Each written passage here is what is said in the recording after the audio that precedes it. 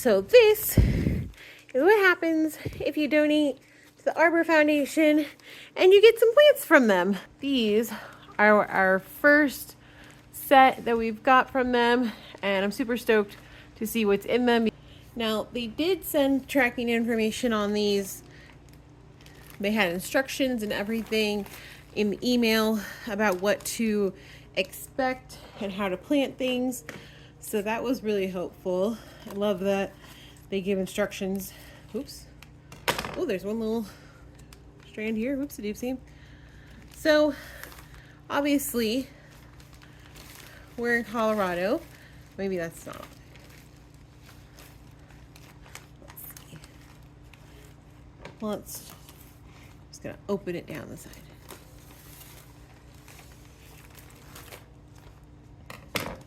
All right, here we go.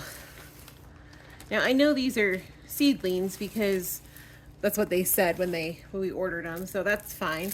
And to be honest, it's probably for the best. As Wally, Wally, you do get off our plants, Wally.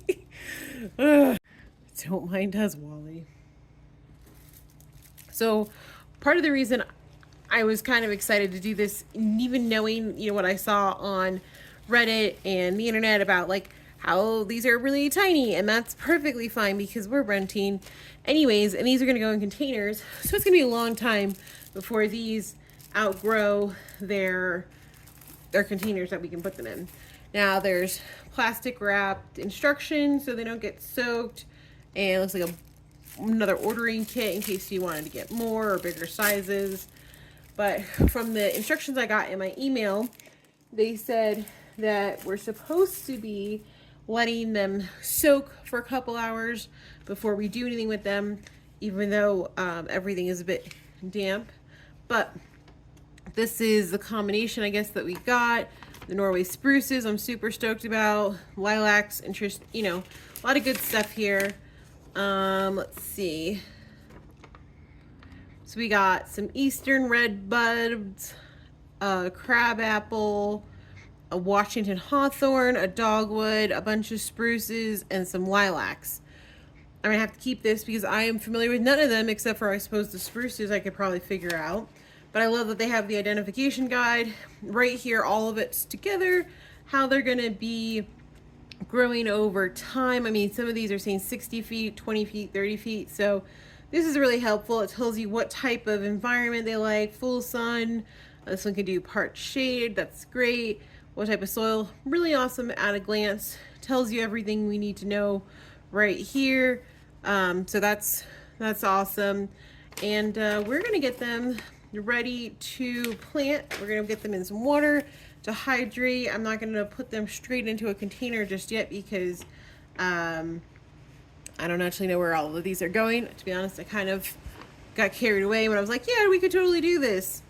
It says best time to plant is in the spring, which is perfect because technically I made this donation a long time ago, like I think December, but they said they'll ship these to your zone whenever it's an appropriate time to plant. And that's true. So it looks like spring, that's pretty much where we're at. Our last frost is, I think, this week or next week. It's coming up pretty quickly here at the end of May. So that's awesome. All right. Seeing what we've got in here and see if we can figure this out based on the identification chart that they shared with us. They're wrapped really well. Everything looks pretty healthy. These are seedlings, right? They're going to be pretty tiny. Ooh. Got some stinks. Okay, now I think this red one here, they said, okay, 2 fragrant lilacs in the red bag, so that's these.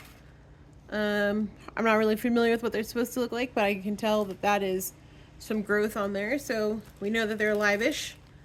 Let's see. Let's just undo this bundle here and see what we've got. All right, well, I think the spruces are probably going to be the easiest to identify. All right, can we separate them? Oh, there's another twist tie. And this is a gelatinous substance that they send them in to help keep the moisture up. Oops, sorry, wallet. Oopsie doopsie, sorry, buddy. They did mention that in the email, so that was helpful. So we're just gonna carefully separate them. I'm not entirely sure what we're separating here, other than very, very delicate little twigs. I don't actually see any roots on that. That one might have some roots. Unclear. All right, let's see if we can, I think these are all of our spruces. I don't want to hurt them. All right, so these here are our 5 spruces. That's pretty obvious. Can I tell what the rest of these are? This says we can identify them by the bark color, so we'll see about that. This one's purple, so this must be our crab apple. So obviously pretty delicate and dainty. White dogwood is probably this one here, because it says it's a white bark. Let's see. We're just gonna put them arbitrarily in some of the containers that we have now and hope that over time they do well. But yeah, this is what you're gonna get when you donate to the Arbor Foundation and Arbor Day Foundation. Here's some of the information that they shared. Hope you give them a try. Pretty interesting, pretty interesting. A lot of these are ones that I wouldn't normally have tried myself as a renter, but again, because they're so small and they got a long ways to grow, I don't mind holding on for a little while longer and put them in a container, and then hopefully someday we can buy a house and have property and they can be transplanted. So yeah, if you're thinking about donating, here's potentially what you can get. Obviously it's dependent on your zone. They send stuff specific to your area to make sure it's the right stuff for the right zone. But yeah, pretty interesting experience. Now we wait and see if they grow.